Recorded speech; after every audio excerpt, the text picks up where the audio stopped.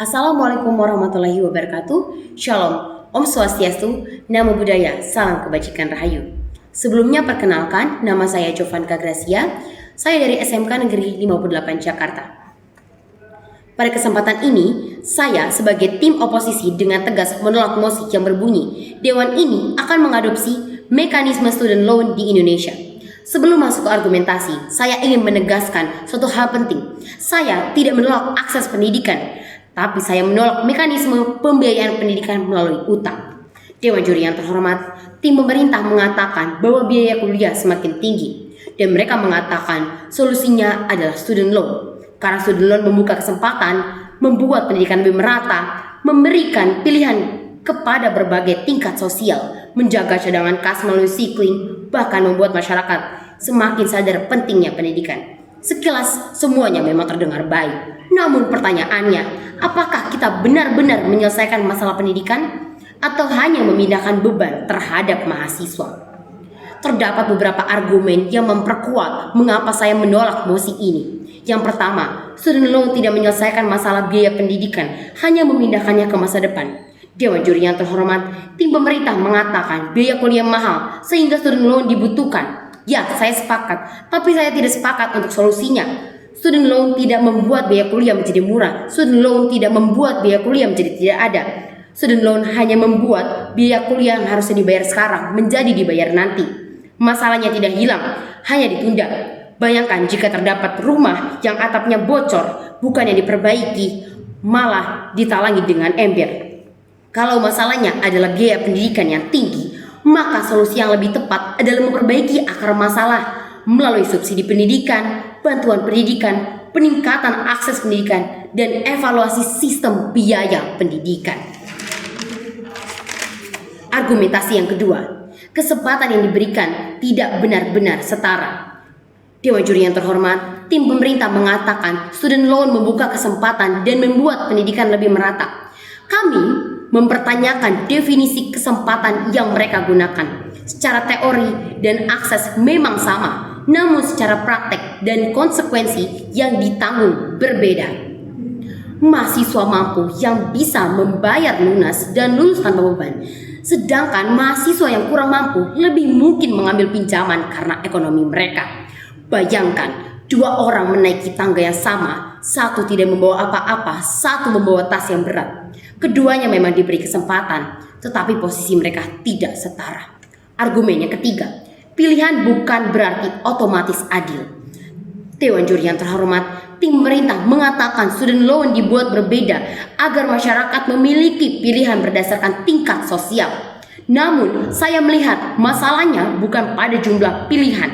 Masalahnya adalah apakah pilihan tersebut benar-benar lahir dari kebebasan. Mahasiswa dari keluarga mampu bisa memilih tanpa resiko yang besar, tapi mahasiswa yang kurang mampu kemungkinan besar memilih student loan karena ekonomi mereka. Maka ini bukanlah pilihan yang bebas, ini adalah keterpaksaan yang diberi nama pilihan. Argumentasi yang keempat, masalah beasiswa bukan alasan menciptakan sistem utang.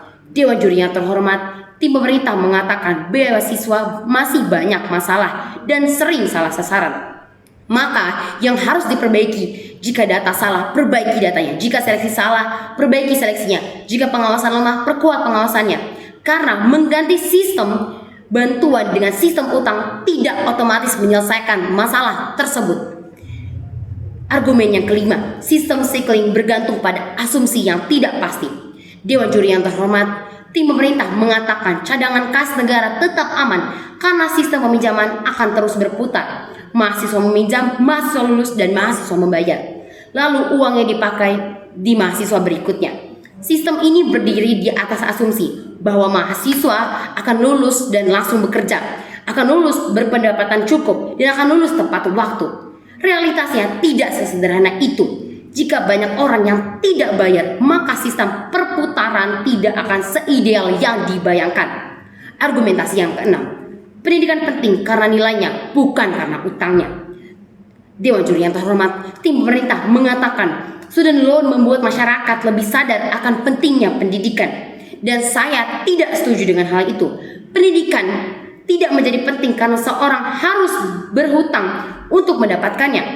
Harus berhutang demi pendidikan itu adalah suatu hal yang tidak adil.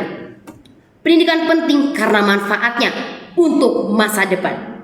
Jika logika tim pemerintah benar, maka semakin besar utang seseorang, semakin ia menghargai pendidikan. Dewan juri yang terhormat, sungguh tentu tidak masuk akal. Argumentasi yang ketujuh, banyaknya beban negara bukan alasan memindahkan resiko kepada mahasiswa.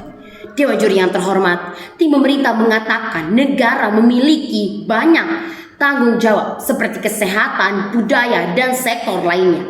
Saya memahami hal tersebut, namun keterbatasan negara tidak otomatis membenarkan pemindahan beban kepada mahasiswa.